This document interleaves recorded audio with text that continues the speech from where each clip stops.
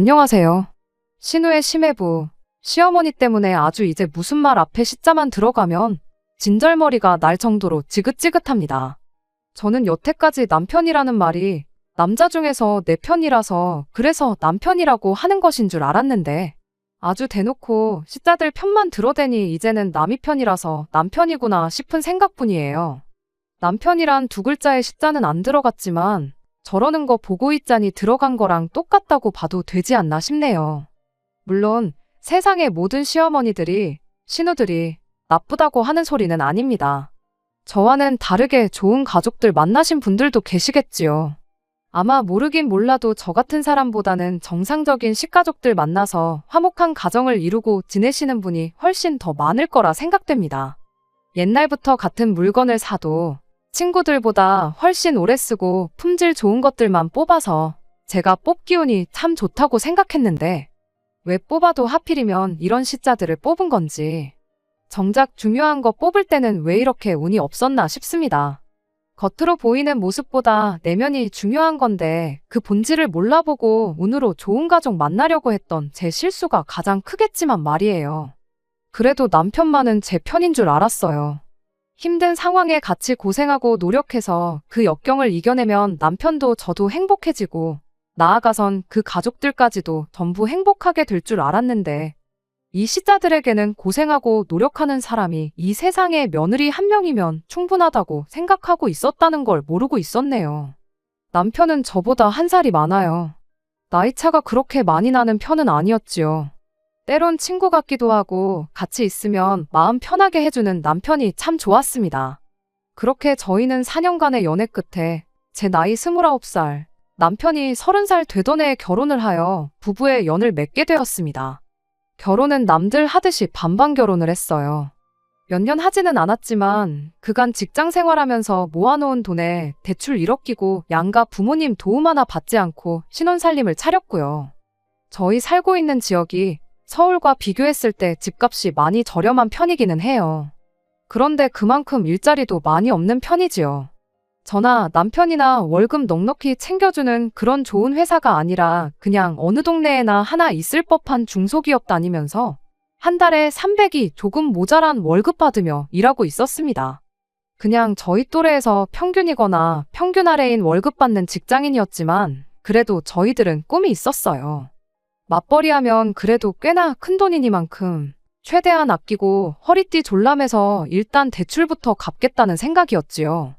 시간이 지나면 연봉도 조금이나마 따라서 오를 테니 그렇게 또 몇 년 열심히 아끼고 모으고 고생하면서 교회 지역에 건물 하나 올려서 2층은 주거 공간처럼 쓰고 1층은 분위기 좋게 꾸며서 소소하게 커피도 팔고 음식도 팔고 하면서 장사하면서 먹고 사는 그런 꿈이었지요.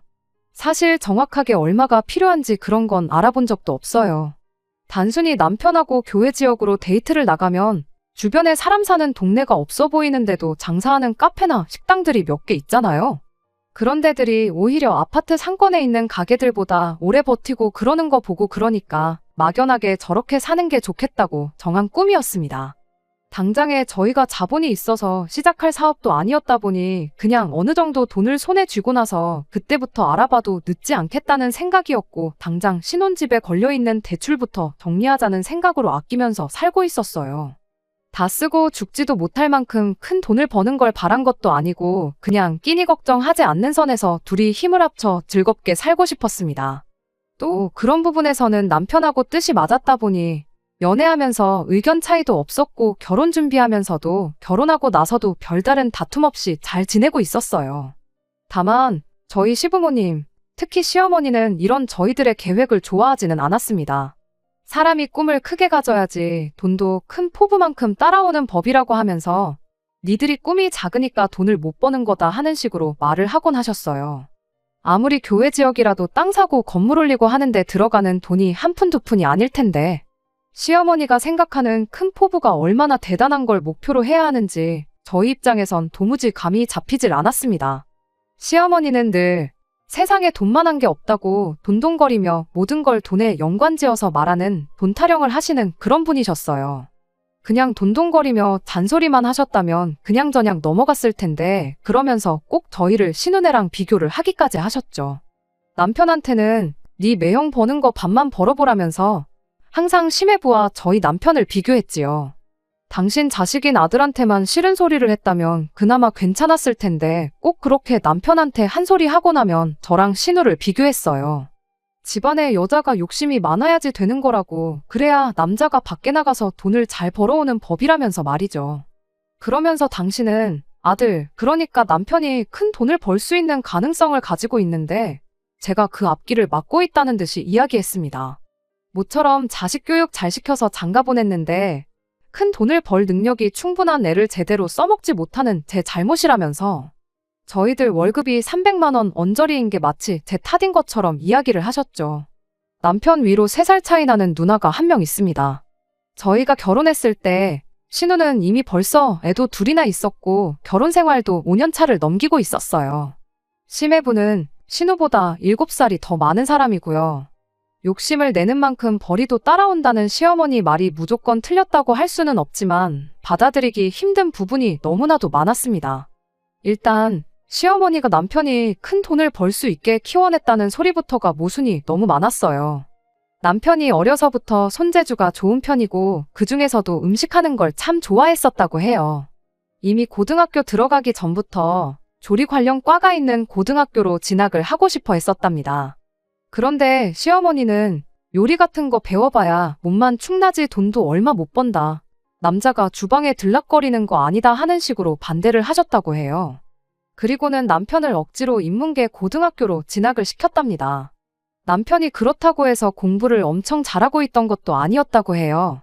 관심이 있었던 것도 아니고 자기가 하고 싶은 일을 하면서 행복하게 살고 싶었다는데 사춘기 때 이미 자기의 꿈을 포기해야 했던 상황이었다 보니 그렇게 시어머니 뜻으로 들어가게 된 학교에서 그렇게 공부도 열심히 하지 않았다고 합니다. 그렇게 수능 성적도 별 볼 일 없었고 그래도 대학은 가야 하니 그냥 점수되는 대로 합격한 학교를 들어갔다고 하고요. 그렇게 취직도 그냥 집 근처에 있는 평범한 중소기업에 들어가게 되었던 겁니다. 물론 남편이 무조건 잘했고 시어머니가 잘못했다는 건 아니에요. 정말 뜻이 있고 꿈이 있었다면 어떻게든 대학교를 관련 학과를 간다던가 아니면 대학 졸업을 하고서라도 시작을 해야 했었던가 했던 게 100번 맞지만 그때까지는 저도 남편과 똑같이 남편벌이가 이렇게 된 데에는 시어머니 잘못이 가장 크다고 여기고 있었습니다. 아무튼 남편 스펙 자체만 두고 봐도 수많은 회사 중 가장 조건이 좋은 곳을 골라서 들어갈 만큼 좋은 게 아니라 써준다는 회사를 찾아서 가야 할 만큼 별 볼 일이 없었는데 남편의 능력을 써먹지 못한다는 말부터가 저한테 해야 할 말은 아니다 싶었습니다. 그리고 신우랑 저를 비교하는 것 또한 말이 안 되는 소리였어요. 심해분의 집이 조금 사는 집이에요. 심해부가 어릴 적에 온 가족이 미국으로 이민을 갔고 거기서 시작한 사업이 조금 잘 풀리면서 아예 그쪽에 자리를 잡게 되었다고 해요. 남편이 지나가는 말로 설명해줬던 거라 하나부터 10까지 속속들이 사정을 아는 건 아니지만 듣자 하니 당장 사업을 접어도 벌어놓은 돈으로 평생 먹고 사는데 지장 없을 만큼 성공을 했다고 들었어요. 심해부는 딱히 하는 일 없이 미국에서 부모님 사업을 돕고 지냈다고 하는데 휴가차 한국에 놀러 나왔다가 그때 처음 신우를 만나게 되었고 그렇게 두 사람이 인연을 이어오다가 결국엔 결혼까지 하게 되었다고 합니다. 둘이 결혼하고 나서는 신우가 심해부 따라서 미국으로 들어가 살게 되었던 거고요. 그러면서 심해부 쪽 집에서 심해부한테 가장 노릇 제대로 하고 살라면서 가게를 하나 차려줬다고 해요. 그런데 또 집이 돈복이 있는 건지 그렇게 차려준 가게가 또 장사가 잘 돼서 돈을 꽤나 벌고 있는 걸로 알고 있었습니다. 미국에 사는 만큼 제가 심해부를 따로 만나볼 일이 없었어서 심해부가 어떤 사람인지 하는 그러한 자세한 부분은 하나도 모르지만 시어머니 표현에 따르면 졸부집 팔량놈이 마누라 잘 얻어서 정신 차리고 사랑구실하면서 살고 있다고 하는 걸로 봐서 시어머니는 심해분의 가게가 잘 될 수 있었던 데에는 신우의 공이 크다고 말을 하려는 것처럼 보였어요. 그런데 말씀드렸다시피 심해부가 어떤 사람인지 제가 겪어본 적도 없는 와중에 둘이 저렇게 잘하고 사는 게 다 신우의 덕이라고 말하기도 조금 모한 상황이었죠. 거기에 이미 심해분의 집 기반이 워낙에 튼튼하다고 했잖아요. 평생을 먹고 살 만큼 벌어놓은 와중에 실패가 뭐가 두려웠겠어요. 든든한 부모님이 뒤에서 버텨주고 있는데 말이에요. 물론 세상 모두가 가게만 차린다고 돈을 다 잘 버는 건 아니겠지만 믿는 구석이 있는 만큼 아무 기반도 없이 시작하는 사람들보다 여러모로 더 유리한 점이 있었을 거라 생각합니다. 신우가 아무리 욕심을 내고 열심히 했다고 한들 자기들 앞으로 가게를 하나 차리기까지의 힘든 과정이 생략된 거나 마찬가지인데 그걸 무조건 심해부는 아무것도 안 했고 신우가 잘한 덕분에 잘 풀렸다고 말하기엔 조금 어폐가 있었죠. 저희도 지금 저희 앞으로 가게 하나 차리려고 열심히 일하고 모으고 있는 거다. 심해분해처럼 가게 하나 차려주시면 저희도 더 욕심내서 큰돈 한번 벌어보겠다 하는 그 말이 목구까지 올라왔지만 그때는 참았습니다. 그 말 해봐야 싸우자는 소리밖에 안 되는 거잖아요. 하지만 출발선부터가 다른 신우네랑 저희를 비교하는 건 귀담아 들을 필요도 없는 틀린 소리라고 생각하기로 했지요. 시어머니한테 대들어봐야 좋은 꼴은 못 볼 게 뻔하니 그냥 시어머니가 하는 소리는 한 귀로 듣고 한 귀로 흘리는 식으로 크게 신경 쓰지 않기로 남편과 이야기를 하고 말기로 했어요. 해가 지나면서 저희들 월급도 오르고 그래도 시어머니한테는 늘 둘이 먹고 살기도 모자란 만큼의 적은 돈이었거든요. 대체 한 달에 얼마를 벌어와야 만족하실지도 모르겠고 시어머니가 원하는 만큼의 돈을 못 번다고 한들 저희가 하루하루를 그냥 시간 때우며 허송세월 보내는 것도 아니었다 보니 그냥 저희들이 만족하는 선에서 꿈을 이루기 위해 최대한 아끼고 모으며 하루하루를 충실하게 살고 싶은 생각뿐이었어요. 하루하루 최선을 다해서 살고 있다고 생각해도 꼭 시어머니가 신우네랑 저희를 비교하면서 초를 치는 게 하루 이틀 일이 아니었습니다. 그럴 때면 그나마 있던 의욕도 사라질 때가 한두 번이 아니었지만 그 집은 그 집, 우리는 우리 이 생각으로 정말 최선을 다해 살았습니다. 그러던 중 결혼 생활한 지 3년째가 되던 해에 남편한테 안 좋은 일이 하나 생겼어요. 정확히는 남편이 아니고 남편 회사에 안 좋은 일이 생긴 거죠. 코로나 사태를 버티지 못하고 결국 회사가 문을 닫게 되어버렸거든요. 그래도 10년 가까이 일해왔고 연차수도 상당한 만큼 직급도 오르고 월급도 이제 300만 원 중반까지 올라가게 되었는데 남은 대출도 얼마 남지 않은 상황에서 갑자기 남편 직장이 사라지게 되니 저희도 정말 절망적이었어요. 그래도 퇴직금이며 그런 거 다 챙겨준 게 얼마나 다행이었는지 몰라요. 그걸로 일단 남은 대출을 전부 상환하게 되었고 얼마 안 되는 제 월급이나마 외벌이 생활하면서 한 달 한 달 버티고 있었습니다. 생각보다 남편의 재취업이 시간이 더 걸리던 가운데 심해부 부모님이 한국에서 알고 지내던 인맥을 통해 어떻게 일자리를 하나 소개시켜줬어요. 시어머니도 그렇고 신우까지 국제전화를 걸어와서는 마치 저희가 심해부한테 엄청난 은혜를 입었고 평생을 고마워하면서 살아야 한다는 식으로 생색을 내기 시작했죠. 반년 동안 재취업을 못하는 가운데 일자리를 소개시켜준 건 당연히 고마운 일이지만 저는 그게 그렇게 고맙거나 하지는 않았습니다. 왜냐하면 일단 월급부터가 형편없었어요. 시어머니처럼 제가 돈에 연연하는 사람은 아니지만 고작 최저시급보다 몇만 원 더 쳐주는 월급은 정말 말도 안 된다는 생각이었거든요.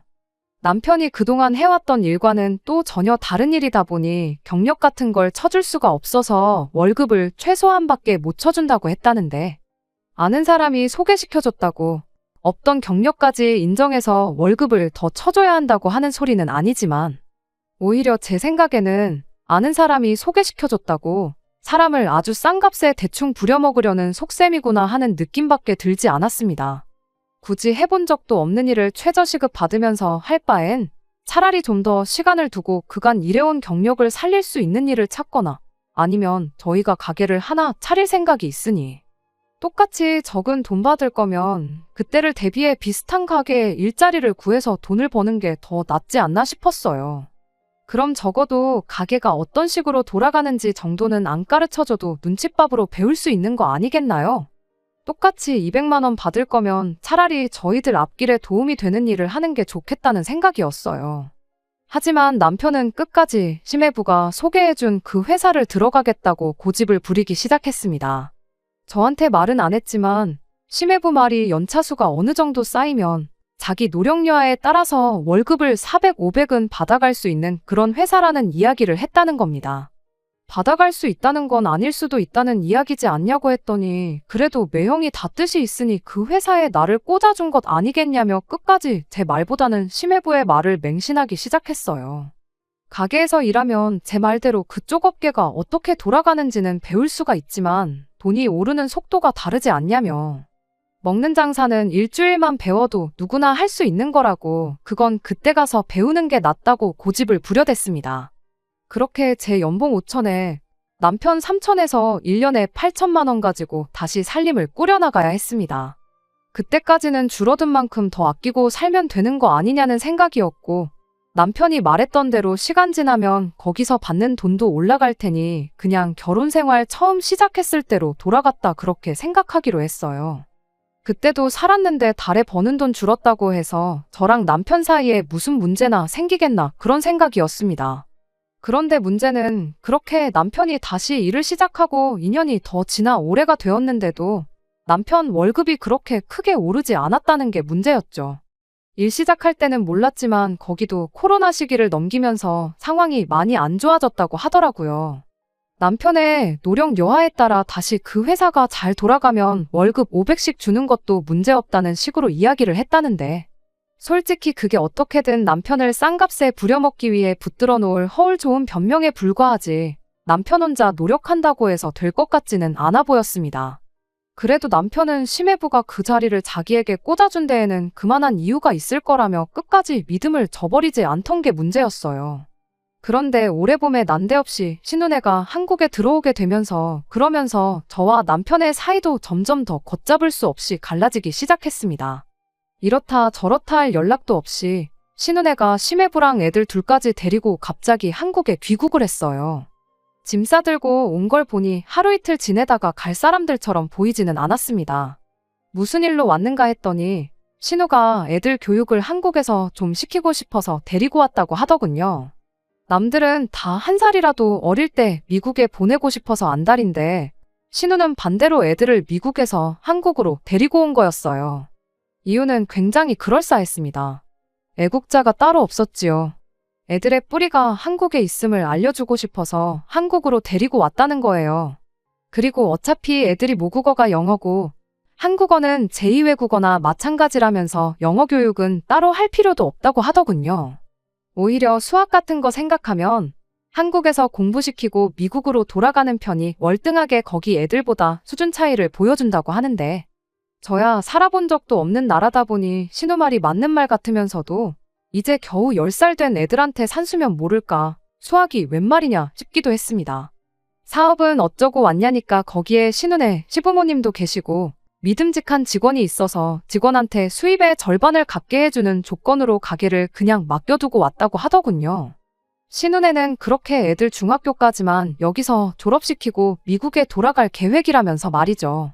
제 상식으로는 이해가 가지 않는 이야기들을 하고 있는데 그냥 그쪽 동네는 그렇게 돌아가는구나 하고 말았습니다.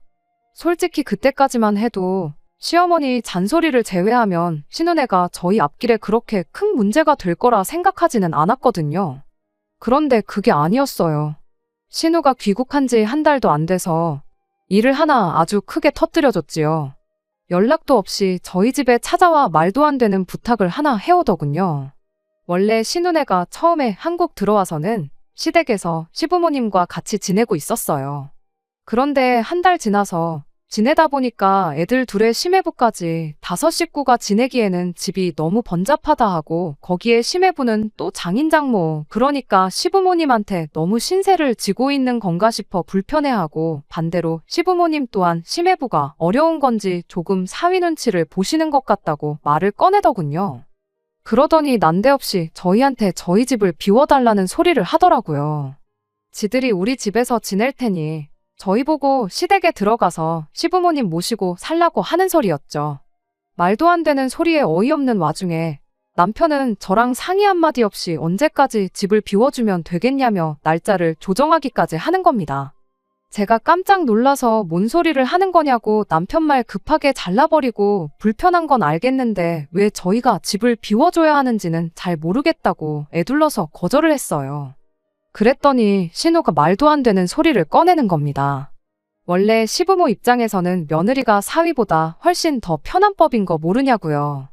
저희가 집만 비워주면 시어머니도 불편할 일 없고 자기들도 마음이 편하니 일석이조 아니냐고 말도 안 되는 소리를 하는 거 아니겠나요?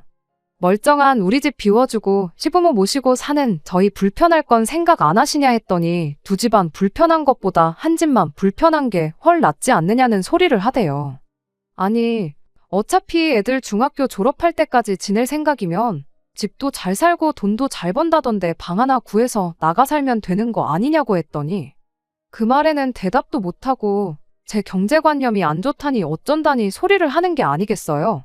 막무가내로 우리 집을 생짜배기로 내놓으라는데 더 상대할 필요도 없겠다 싶어서 우리 집 비워줄 생각은 없으니 시댁에서 지내는 거 하루빨리 익숙해지던가 하시라 말하고 그만 돌아가라 했습니다.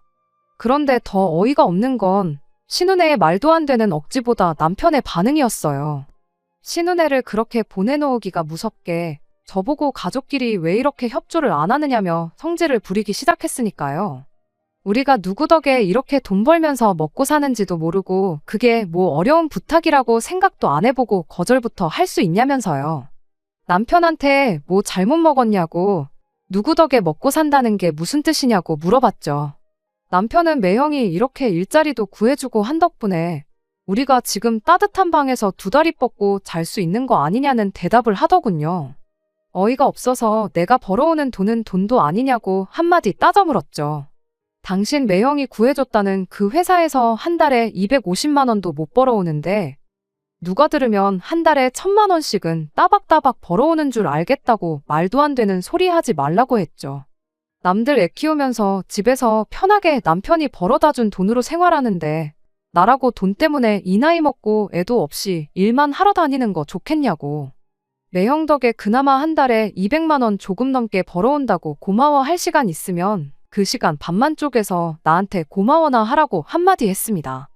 그랬더니 남편이 고작 한 달에 300 얼마 벌어오는 거 가지고 유세를 떠냐며 입에 개거품을 물더라고요. 여지껏 부부싸움 한 번 없이 그 소박한 꿈 이뤄보겠다고 열심히 노력하던 사람이 맞나 싶었어요. 나중 가서는 자기가 나중에 500만 원씩 벌어오고 하면 과연 그때 가서도 똑같은 소리를 하는지 보겠다고 으름장을 놓더라고요. 그래서 큰 소리 칠 거면 그 돈 벌어오고 말하라고 한마디 해줬습니다.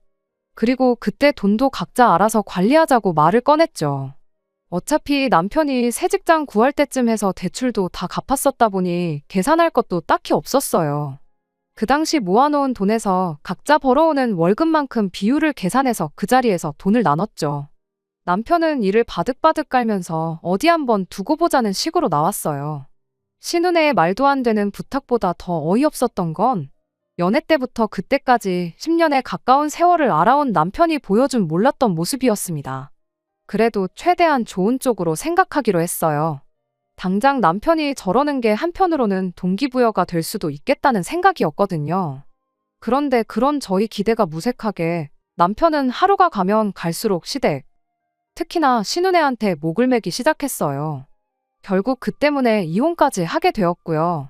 그나마 대출 다 갚고 나서 2년 조금 넘게 모아놓은 돈을 돌려준 건 저희 실수였습니다만 어떻게 보면 그렇게 남편과 이 시자들의 민낯을 알게 되는 계기가 되었으니 어떻게 보면 저에게는 전화위복의 기회가 되었죠. 그날로부터 남편은 저 보란 듯이 그 돈을 가지고 시댁을 위해 써대기 시작했어요. 말로는 다 이유가 있었죠. 지 매형, 그러니까 심해부가 말하길 남편 월급이 어떻게 아직도 230만 원밖에 안 될 수가 있냐며. 자기가 부모님한테 연락해서 남편 월급 좀 빨리 올려줄 수 있게 이야기를 해주겠다고 했다는 겁니다. 저는 말도 안 되는 소리다 싶었어요. 심해부 부모님이 얼마나 대단한 사람이건 간에 애초에 말 한마디 해서 올라갈 월급이었으면 처음부터 돈 좀 넉넉히 주라고 했어도 되는 거 아닌가 싶었거든요. 그런데 남편은 그 말을 철석같이 믿고 심해부한테만 어떻게 잘 보이면 자기 월급이 당장에라도 400만 원, 500만 원이 될 것이라 믿었던 거죠. 그렇게 틈만 나면 시부모님이랑 신혼애 데리고 나가 자기 돈으로 외식하고 오고 시조카들 좋아한다고 장난감도 사다가 바치고 주말이면 심해부 심심하겠다며 데리고 나가 술도 한 잔 마시고 오고 그 꼴을 보고 있으니 이 인간이 저렇게 돈 쓰기 좋아하는 인간인데 그걸 내가 못하게 한 건가 싶기도 하고 오만 가지 생각이 다 들었습니다. 자기 가족이라고 말도 안 되는 소리 철석같이 믿고 자라는 꼴을 보고 있자니 가족이 좋긴 좋은가 보다 싶었고, 그때쯤 되니 저도 결혼하고 나서 너무 친정 부모님께 소홀했던 건 아닌가 싶은 생각이 들었어요.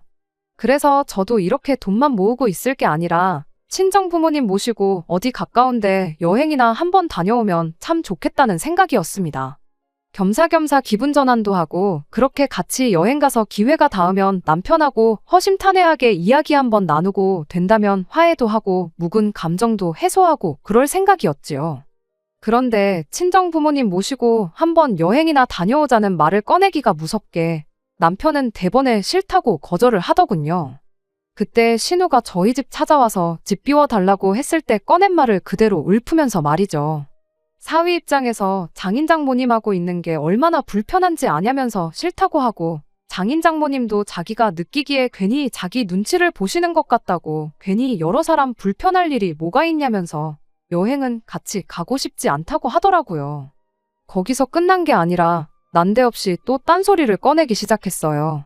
나도 이렇게 결혼 생활 길게 한국 땅에서 해오면서 장인 장모님이 불편하기만 한데, 자기 매형은 여지껏 해외에서 살다가 난데없이 장인 장모랑 한 집에 같이 살게 되니 얼마나 불편하시겠냐며 그 기분이 이해가 가냐고 저한테 되묻는 거예요. 그간 냉전 기간을 거치면서 조금 정신을 차렸나 싶었는데, 저런 소리를 꺼내고 있으니 어이가 없어서 말도 안 나오더군요. 그래서 그냥 따라가기 싫으면 오지 말라 한마디 해주고, 나는 어쨌든 친정 부모님 모시고 여행 좀 다녀올 테니 그렇게 알라고 했어요. 그리고 잠깐 내가 집 비운 동안 행여나 신우네 우리 집에 살게 할 생각이 있다면 꿈도 꾸지 말라고 했죠. 그렇게 남편만 두고 친정 부모님과 여행을 다녀왔습니다. 친정 부모님께서는 남편하고 제가 잘 지내는 줄만 알았는데 그런 일이 있는 줄 몰랐다며 크게 걱정하시는 눈치였어요. 그간 있었던 일에 대해 저의 설명을 전부 들으시고는 그래도 남편이 사회생활 하루 이틀 한 것도 아니고 세상 물정을 모르는 것도 아닐 텐데 뭔가 벌이가 될 만한 구석이 있으니까 저렇게 목숨을 거는 거 아니겠냐시며 잘해보려고 하는 걸 테니 너무 나쁘게만 생각하지 말라고 한마디 조언을 해주시더군요. 같이 고생한 세월이 있는데 남편을 좀 더 믿어보라면서요. 혹시나 남편이 지금 잘못된 판단을 하고 있을지라고 해도 남편이 12살 먹은 애도 아니고 조만간 눈치채고 제정신을 차리지 않겠냐시며 이 또한 지나가면 다 추억이 될 일이니 남편을 믿어보라고 그렇게 제게 말씀해 주셨습니다. 그때 저도 제 나름대로 조금의 반성을 했어요. 딱 한 번 싸운 거 가지고 남편하고 돈 관리도 따로 하기로 하고 시댁에 뭐라든 신경 하나 안 쓰기로 하고 제가 너무 극단적으로 나왔나 싶기도 했죠. 그래서 제 나름대로 생각을 했어요. 이렇게 여행 다녀와서 남편이 저랑 약속한 대로 저 몰래 신혼에 불러와서 살라고 집을 내준 상황만 아니면 남편하고 어떻게 잘 풀어서 다시 몇 달 전처럼 두 사람 행복한 미래를 위해 열심히 살아봐야겠다고 그렇게 다짐을 했죠. 여행 다녀와서 정말 현관문 열어보는 게 두려웠어요. 설마 진짜 제가 없는 사이에 신혼애를 집에 끌어들인 건 아닐까 싶어 걱정이었거든요. 남편이 신혼애한테 절절매는 게 충분히 그럴 수도 있겠구나 생각했는데 막상 집에 도착하니 남편이 잘 다녀왔냐며 저를 반겨주더군요. 그날 간만에 남편하고 허심탄회하게 미래에 대해서 이야기를 나눴어요.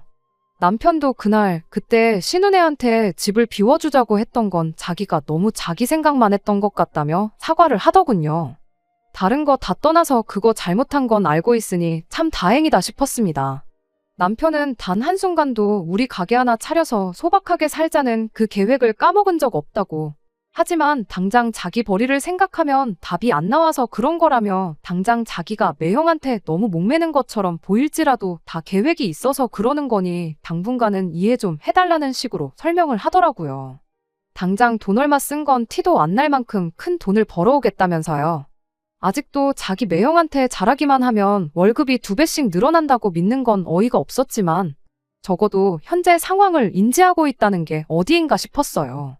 저희 부모님이 말해주셨던 대로 저러다 안 되는 거 알면 제정신 차리겠지. 정말 시간이 해결해줄 문제이겠거니 하고 다시 남편과 잘 지내보기로 이야기가 잘 끝났습니다. 그날 이후로도 남편은 여전히 심해부한테 잘 보이려고 애를 썼지만 나름의 계획이 있다고 하니 당분간은 남편을 믿어보기로 했어요. 그러던 중 남편이 가족들하고 다 같이 한번 여행 좀 다녀오자고 한마디 건네더라고요.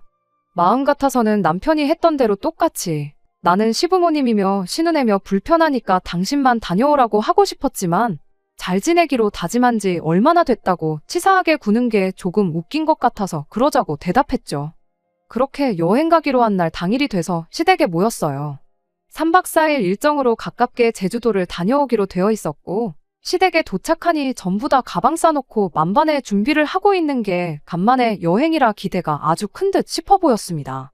그런데 대뜸 신우가 시조카들한테 그럼 엄마 없는 동안 외숙모가 엄마나 마찬가지라고 외숙모 말 잘 듣고 있으라는 소리를 하더니 시매부랑 둘이 지들 가방만 챙겨서 쪼르르 나가더라고요. 이게 무슨 소린가 싶어서 나가는 신우 붙잡고 다 같이 가는 가족여행 아니었냐고 가긴 어딜 가시냐고 한마디 물었어요. 그랬더니 신우가 우리는 단둘이 해외여행 좀 다녀올 계획이라며 그동안 애들 좀 부탁한다고 대충 한마디 하고는 그대로 시매부랑 같이 지갈길을 가더군요. 어이가 없어서 나가는 신우네를 뒤로 하고 남편한테 이게 무슨 상황이냐고 물었죠. 그랬더니 남편이 아무래도 매형이 우리 부모님을 불편해하시니까 누나네는 누나네 따로 여행을 가고 우리끼리 다녀오는 게 더 낫겠다 싶어서 이렇게 하기로 했다는 겁니다. 제가 계속 어이없다는 반응을 보이니 남편이 오히려 적반하장으로 여기까지 와서 왜 이러냐며 짜증을 내기 시작했어요. 자기가 다 설명하지 않았냐고 당분간은 매형한테 잘 보여야지 우리 앞길이 풀리는 거 알지 않느냐면서 저보고 협조 좀 하라는 거예요. 그래서 나라고 뭐 신우네랑 맨날 비교질만 해대는 당신 부모님이 편하기만 한 줄 아냐고 그런데 그것도 모자라서 신우네는 해외여행 보내고 나는 여행지 따라가서 시부모님 챙기고 보모 노릇까지 해야 되는 거냐고 그럴 생각 없다고 여행은 시부모님의 조카들까지 데리고 당신 혼자 다녀오라고 하고 그대로 시댁을 빠져나왔습니다.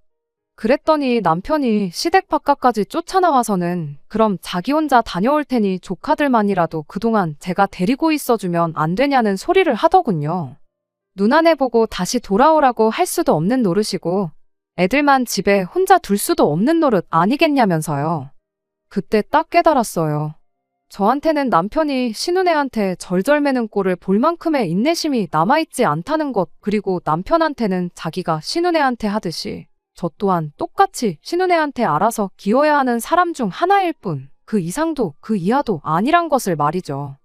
암만 자기 장래가 걸려있다지만 제가 희생해야 하는 건 당연한 거고 그 과정에 저랑은 그 어떤 상의도 필요하지 않다고 생각하는 사람하고 앞으로 어떤 미래를 기대해도 제가 생각한 그 미래와는 전혀 다른 결과물밖에 없겠구나 하는 심정이었죠. 그래서 그 길로 다시 남편 데리고 시댁으로 쳐들어가서 시부모님 보는 앞에서 이혼하겠다고 당당하게 한마디 던져줬어요. 그러면서 시어머니한테도 한마디 했습니다. 어머님 말대로 저도 돈 욕심 좀 부려보려고 했더니 남편이라는 작자가 어떻게 돈 벌어올 생각은 안 하고 지 누나한테 퍼줄 생각밖에 없어 보여서 못 살겠다고요. 아무래도 신우 욕심이 제 욕심보다 강해서 동생 돈까지 자기 돈으로 만들고 싶은가 본데 제가 신우 욕심을 이겨먹을 깜냥은 안 되는 것 같고 대신 아드님 돌려드릴 테니 아드님 돈까지 보태서 어머님 사위 부자 만들어주고 어머님 아버님은 그 돈으로 호강하시라 말하고 그렇게 이혼 선언하고 집에 돌아왔습니다. 그 와중에 시조카 어떻게든 챙겨서 여행 다녀올 생각은 없었는지 남편은 그날로 여행을 취소해버리고 몇 시간 지나지 않아서 집으로 따라 들어왔어요. 지 누나한테 죽어도 애들은 데려가라는 연락이 하고 싶지는 않았는지 기어이 가족여행 취소해버리고 조카들 시부모님한테 떠넘기고 온 남편 모습을 보니 이혼 선언을 해도 100번 잘했구나 싶은 마음뿐이었습니다. 남편한테 다른 거 다 필요 없으니 이 집값의 절반만 나한테 돌려달라고 했어요. 그것만 해주면 이 집에서 시부모를 모시고 살든 신우네를 데리고 살든 아예 신우한테 집을 양보해주던 나는 아무 상관도 안 하겠다고요. 남편은 그 와중에도 누나네 살게 할 집은 지켜야겠다고 생각한 건지 어떻게 시부모님한테 돈까지 빌려다가 재산 분할을 해줬어요. 그렇게 4주간의 숙려기간을 가진 끝에 저희는 결국 이혼을 하게 되었습니다. 이혼 신고하러 가는 그날까지 저보고 땅을 치고 후회하지 말라며 조금만 더 있으면 한 달에 500만 원씩 벌어올 텐데 그걸 못 기다리고 이혼을 선택한 네 잘못이라며 으름장을 놓던 인간이었는데 얼마 전 저희 친정까지 찾아와서 저와 저희 부모님 앞에 무릎까지 꿇으며 저랑 다시 시작하고 싶다고 싹싹 비는 일이 있었습니다. 알고 보니 신혼애가 사실 애들 교육 때문에 한국에 들어온 게 아니었대요. 심해분의 부모님이 신혼애한테 차려준 가게가 잘 되던 건 사실이었는데 그렇게 번 돈을 가지고 신우랑 심해부가 둘이서 카지노를 들락거렸다고 하더라고요. 그렇게 가게로 번 돈은 물론이고 빚까지 져가면서 도박을 해대다가 신혼애 시댁에서 가게도 도로 가져가 버리고 금전적인 지원도 다 끊어버렸다는 거예요.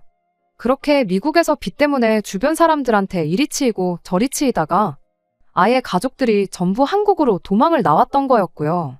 심해부한테 잘 보이면 한 달에 500만 원 버는 건 일도 아니라더니 심해부도 일자리를 찾다 못 구해서 결국 같은 회사에서 둘이 250만 원도 안 되는 돈 받으면서 일하고 있다고 합니다. 뭐 두 남자가 같이 벌어서 500이니 어떻게 보면 틀린 말은 아니지 않냐고 원하던 대로 된 건데 나랑 다시 시작할 이유가 뭐가 있냐고 시원하게 거절 한마디 해주고 친정집에서 남편을 쫓아냈습니다. 조강지쳐 버리고 가족들을 선택한 인간의 최후가 그런 꼴이라니 어떻게 보면 당연한 일 아닌가 싶어요. 남편을 못 믿어준 제가 너무했나 싶을 때도 있었지만 믿었다면 아마 제 남은 인생 평생을 시댁 종노릇하며 살아야 하지 않았을까 생각하면 이렇게 이혼하게 된 게 정말 다행일 수가 없습니다. 남편이 지 가족들 챙기듯이 저도 제 가족 챙기면서 그렇게 살아야겠어요. 보란듯이 잘 살아서 남편이 평생을 두고 후회하게 만들어주고 싶은 마음뿐입니다. 끝까지 들어주셔서 감사합니다. 오늘의 사연은 여기까지입니다. 구독과 좋아요, 알람 설정 부탁드리고 더 좋은 사연으로 다시 찾아뵙겠습니다. 감사합니다.